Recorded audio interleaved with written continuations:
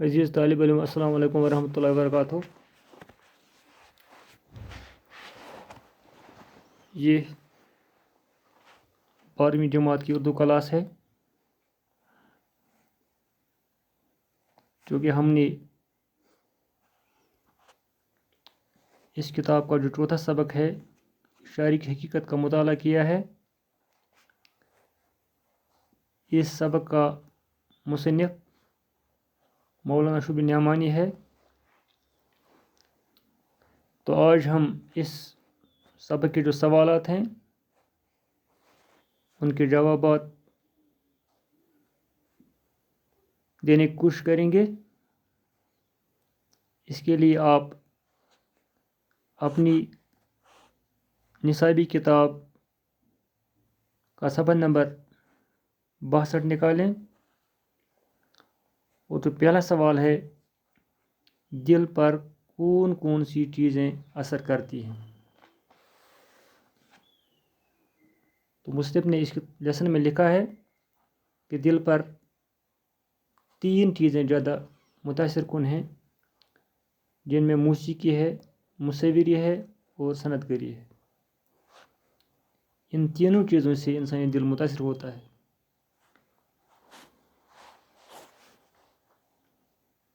تو دوسرا سوال، موسیقی کس قوت کو اثر انداز کرتی ہے اور تصویر سے متاثر ہونے کی کیا شرائط ہے.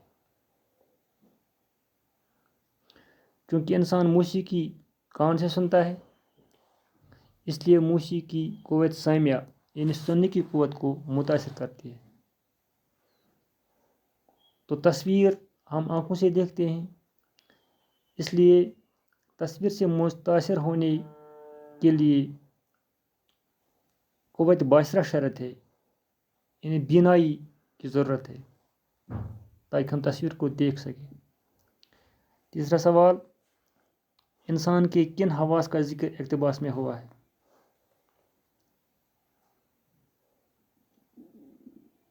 انسان کے حواس خمسہ کا ذکر ہوا ہے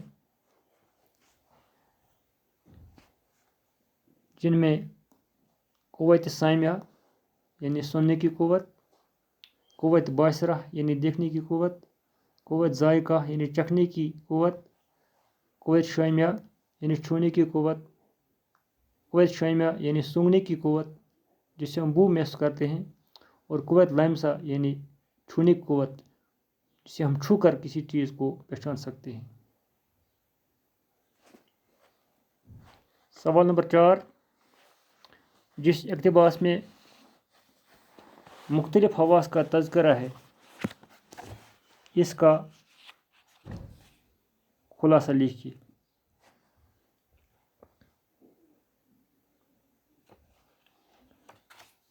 اقتباس ہے جو چیزیں دل پر اثر کرتی ہیں بہت سی ہیں.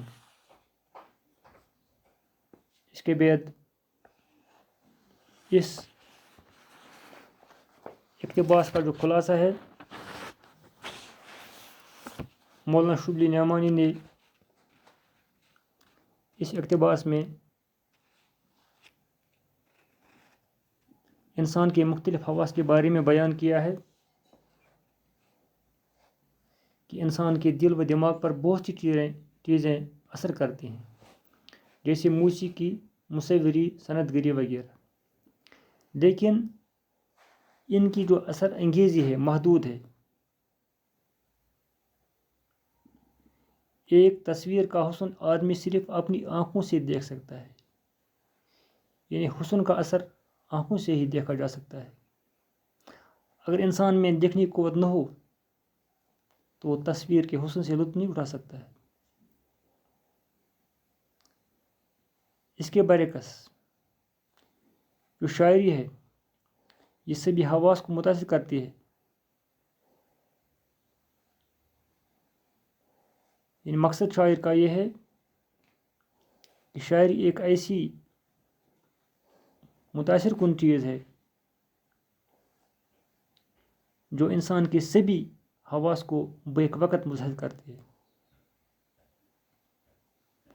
تو اس اقتباس کا جو عنوان ہم لکھ سکتے ہیں وہ ہے شاعری کی ہمہ گیر اثر انگیزی یا شاعری کا حواس خمسہ پر اثر۔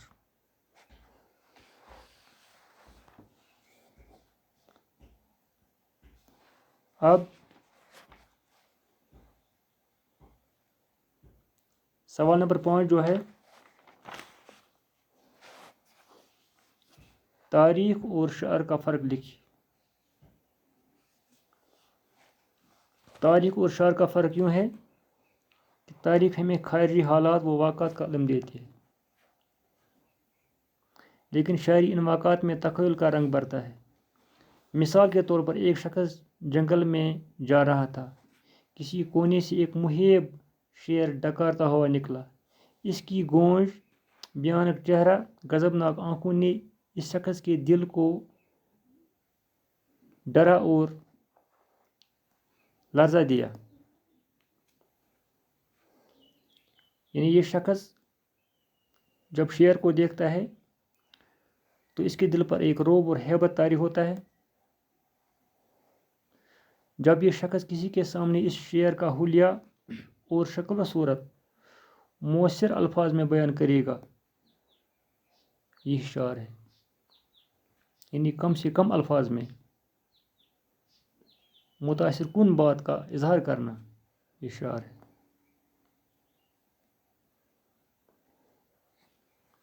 پھر ہے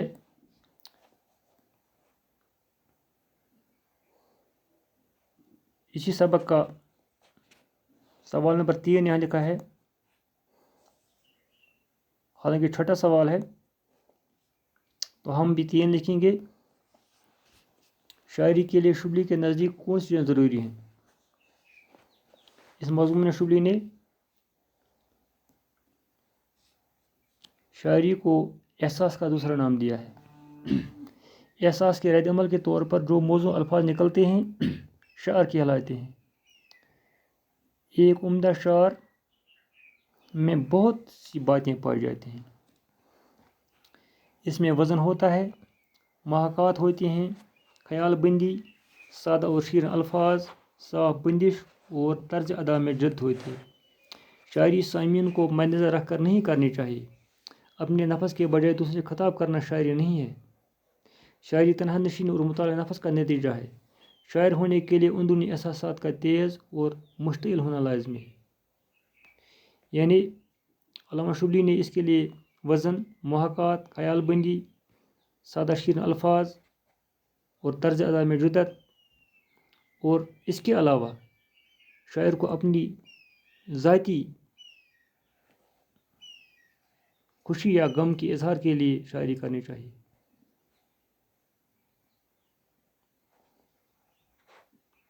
اس کے بعد سوال نمبر 4 اور 5 جو ہیں، سوال نمبر 4 ہے علامہ شبلی کی حالات زندگی کو علامت کیجیے۔ سوال نمبر 5 ہے علامہ شبلی کی ادبی خدمات کا مختصر جائزہ پیش کیجیے۔ ہم نے اسی کو ایک سوال میں لکھا ہے۔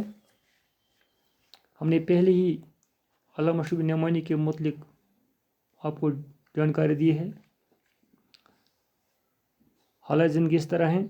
علامہ شبلی نعمانی اعظم گڑھ کے قصبہ بندول کے ایک گاؤں میں 1857 عیسوی میں پیدا ہوئے۔ والد شیخ حبیب اللہ مشہور وکیل تھے۔ ابتدائی تعلیم مولوی شکر اللہ سے حاصل کی۔ عربی اور فارسی کی ابتدائی تعلیم کئی دیگر اساتذہ سے حاصل کی۔ 18 برس کی عمر میں وکالت شروع کی، لیکن اس پیشے سے دلچسپی نہیں تھی۔ اسے چھوڑ کر سر سید احمد خان کے پاس علی گڑھ گئے۔ وہاں انہوں نے آپ کو پروفیسر مقرر کیا۔ یہاں آپ کی ملاقات پروفیسر آرن لیڈ سے بھی ہوئی، جن سے انہوں نے فرانسیسی زبان سیکھ لی۔ سر سید وفات کے بعد اعظم گڑھ چلے گئے اور حیدرآباد کے شعبۂ تصنیف و تعلیف میں 200 روپے ماہوار مقرر ہوئے۔ کچھ عرصہ بعد 300 روپے ماہوار ملنے لگے۔ تو بعد ازاں اعظم گڑھ میں انہوں نے دارالمصنفین کی بنیاد رکھی اور اس کے لیے اپنی جائیداد اور اپنا باغ وقف پر دیا۔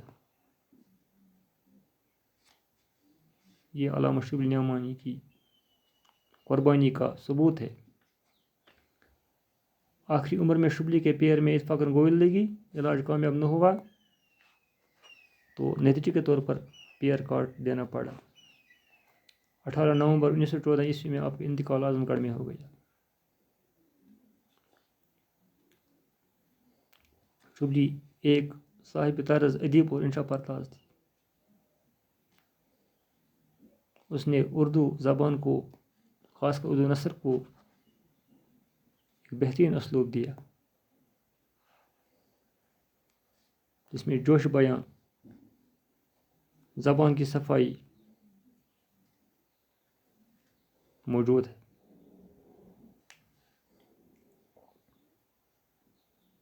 ان کے ہم مبہم اور مشکل الفاظ بہت کم نظر آتے ہیں۔ ان کی عبارت پروکار اور دلکش ہے۔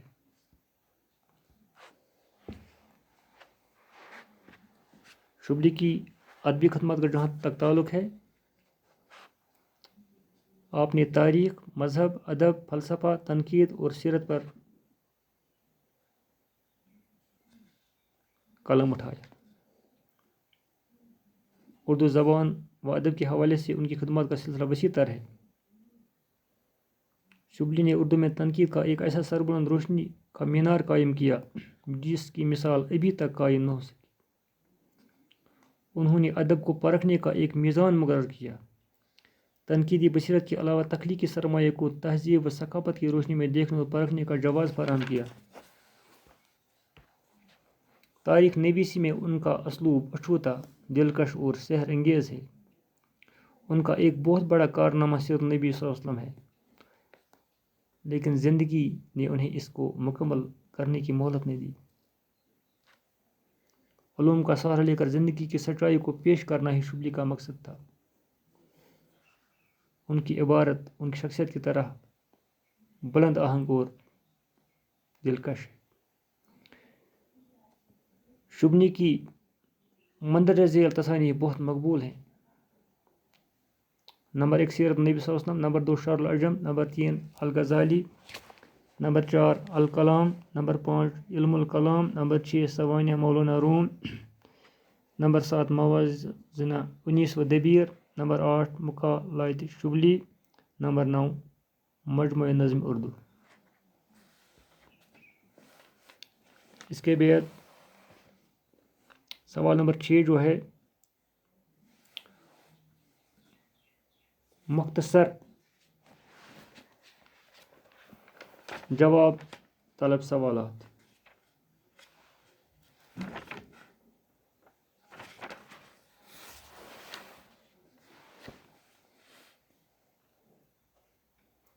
اس میں پہلا ہے، محاکات کسے کہتے ہیں؟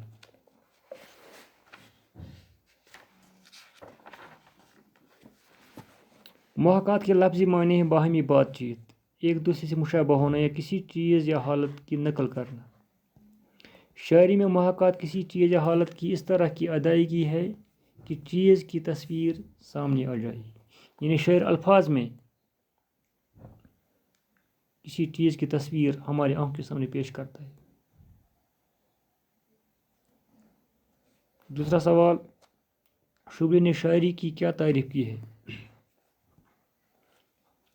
بقول شبلی نعمانی احساس کی شاعری کا دوسرا نام ہے۔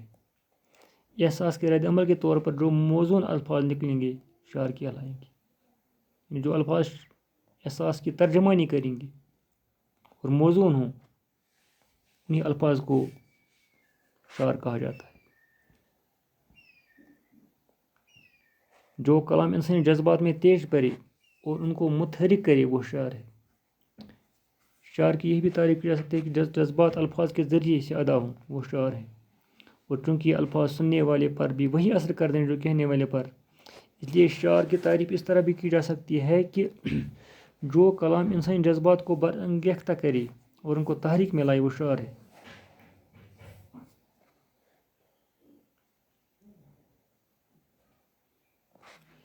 تیسرا سوال، شبلی کی چند اہم تصانیف کے نام لکھیے۔ علامہ شبلی کی مندرجہ ذیل مقبول تصانیف ہیں: سیرت النبی، شرح العجم، الغزالی، الکلام، علم الکلام، سوانح مولانا روم، موازن انیس الدبیر، مقالات شبلی، مجمع نظم اردو۔ سوال نمبر 4، تنقیدی صلاحیت سے آپ کیا سمجھتے ہیں؟ اچھی بری میں فرق، کھری اور کھوٹی میں تمیز کرنے کی صلاحیت، ہر انسان میں کم ہو یا زیادہ مگر ہوتی ضرور ہے، اور یہ نہ تو جینا دشوار ہو جائے۔ اس صلاحیت کو تنقیدی صلاحیت کہتے ہیں۔ یعنی تنقیدی صلاحیت وہ صلاحیت ہے جو دودھ اور پانی کو علیحدہ کرتی ہے، حق اور باطل کو علیحدہ کرتی ہے۔ اس صلاحیت کو اللہ نے ہر انسان میں رکھا ہے۔ اس صلاحیت کو تنقیدی صلاحیت کہتے ہیں۔ اس طرح اس سبق کے سوالات مکمل ہوئے۔ باقی شکریہ۔